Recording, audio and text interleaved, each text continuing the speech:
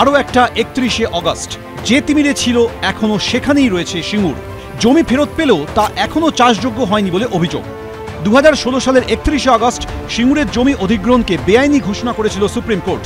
অধিগৃহীত জমি কৃষকদের ফিরিয়ে দেওয়ার জন্য রাজ্য সরকারকে নির্দেশ দিয়েছিল সর্বোচ্চ আদালত। সেই মতো জমি ফেরত দিয়েছে রাজ্য সরকার। কারখানার কাঠামো সরিয়ে কংক্রিটের স্ল্যাব ভেঙে জমি চাষযোগ্য করার কাজও শুরু হয়, কিন্তু অভিযোগ এত বছর পরও সেই কাজ শেষ হয়নি। জমি মূলত ব্যবহার হয় চাষ, বাস আর শিল্প, এই তিনটে কাজই ব্যবহার হয়। তাহলে এখানে এখন যেটা হচ্ছে, চাষও হচ্ছে না, বাসও হচ্ছে না, শিল্পও হচ্ছে না। এটা তো বাস্তব। শিল্প চাষ যেটুকু হচ্ছে ৩০০ একর, সেই ৩০০ একরে চাষ হচ্ছে। বাকি জমিটা যাতে ব্যবহারযোগ্য করা যায় সেই জন্যে আমরা কিন্তু আমাদের কমিটির নামটাও রেখেছি পুনর্ব্যবহার কমিটি। বন্ধা জমি যেটা রয়েছে সেই বন্ধা জমির পুনর্ব্যবহার। চাষের অযোগ্য জমিকে চাষের উপযোগী করতে হবে, ঠিক করতে হবে নিকাশি ব্যবস্থা। অধিগ্রহণের আগে জমিতে কৃষকদের যা অধিকার ছিল ফিরিয়ে দিতে হবে সেই অধিকার। অধিগৃহীত জমির ১০০ একরের যে ছোট শিল্প ছিল সেগুলি ফিরিয়ে আনতে হবে। চাষযোগ্য না করা গেলে সেখানে কারখানা করতে হবে। এরকম ৭ দফা দাবি তুলে মুখ্যমন্ত্রীর দ্বারস্থ হয়েছে সিঙ্গুর বন্ধা জমি পুনর্ব্যবহার কমিটি। এই দাবিপত্র জমা দিতে শুক্রবার নবান্নে আসেন তারা, কিন্তু হাতে দাবিপত্র তুলে দিতে না পেরে মুখ্যমন্ত্রীকে ইমেল করেন সিঙ্গুর বন্ধা জমি পুনর্ব্যবহার কমিটি।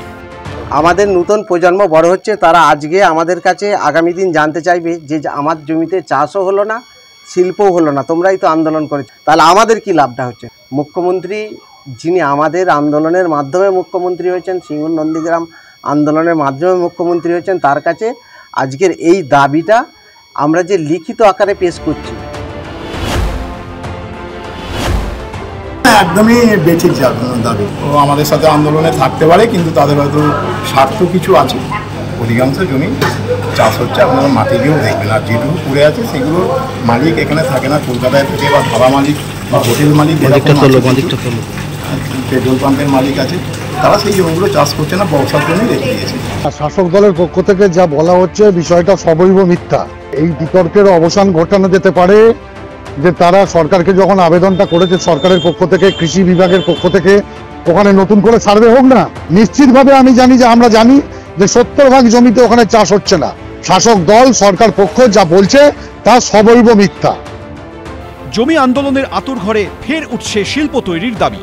সোমনাথ মিত্র, এবিপি আনন্দ, হুগলি।